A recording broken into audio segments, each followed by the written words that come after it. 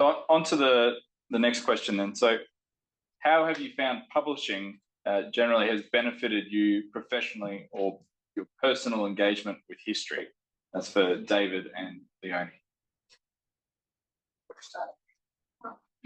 Okay, right. Well, I've already partly answered this. I think it has assisted my personal engagement with history. It's assisted my professional engagement with history. I ended up publishing 4 articles in the journal during the early stages of my career, and I've actually got the journals here. They looked rather different then to the way they appear now.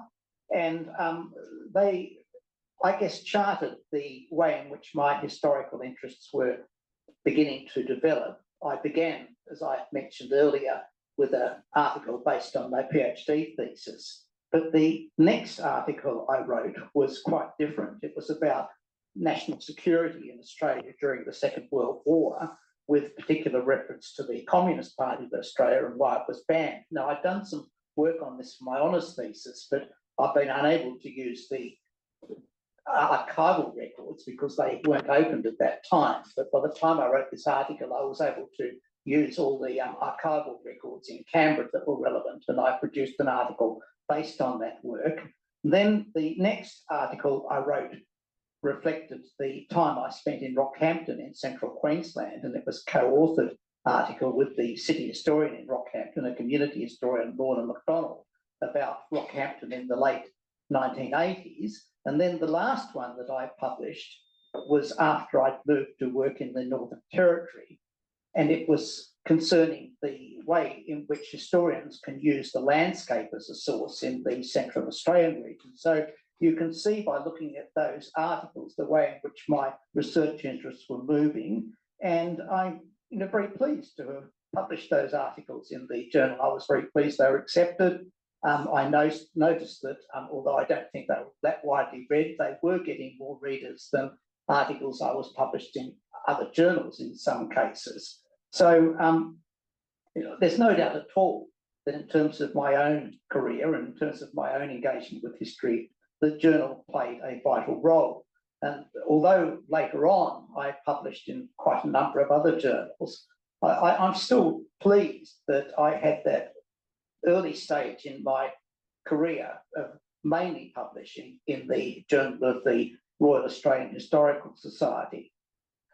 One other point I'd make, and this is not a criticism of the JRAHS, but a reflection, I guess, on the way in which history has moved in terms of its academic development, is that with the increasing emphasis on ranking journals, with the increasing emphasis on having journals peer-reviewed, the status of the Journal of the Royal Australian Historical Society is not as great as it was once in terms of a place where academic historians would send their work. And I think that's very unfortunate.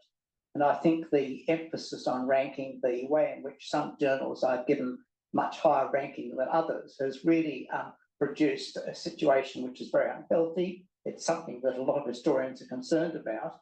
And my hope is that journals like ours will start to develop developing a greater sense of appreciation about them, because they are important, and they do result in work being more widely read than is the case with many other publications.